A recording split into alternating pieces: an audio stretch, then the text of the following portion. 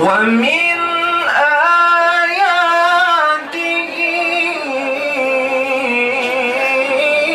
آياته أن خلقكم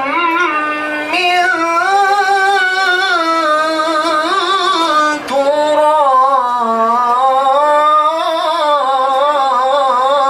تراب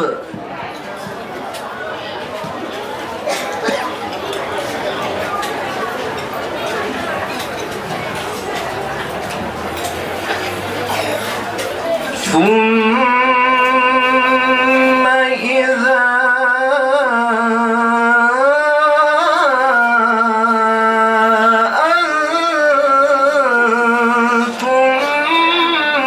أنتم بشر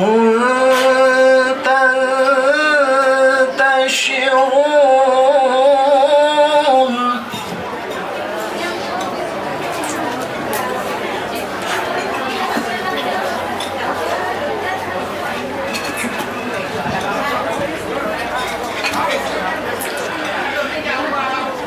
ومن آياته أن خلق لكم من أنفسكم أزواجا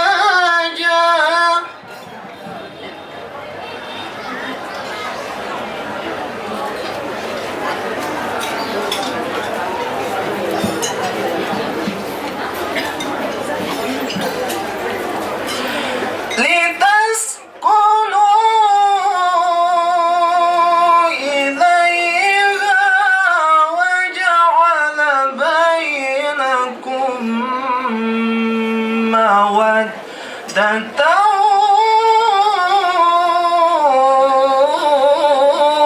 ورحمة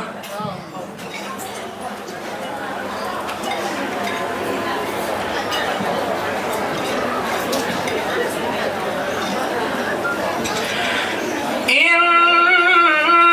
في ذلك لآيات لقوم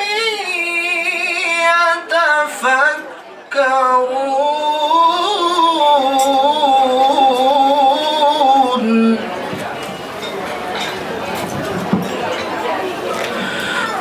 الله أكبر بسم الله الرحمن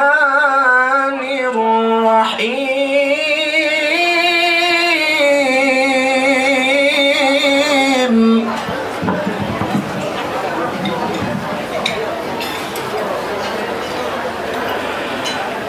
يا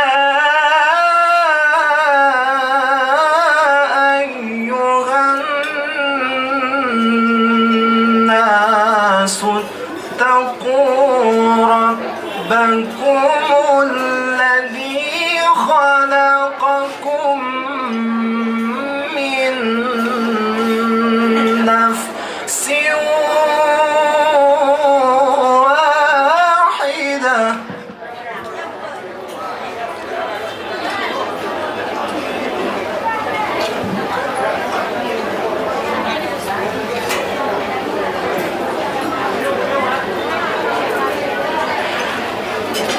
وخلق منها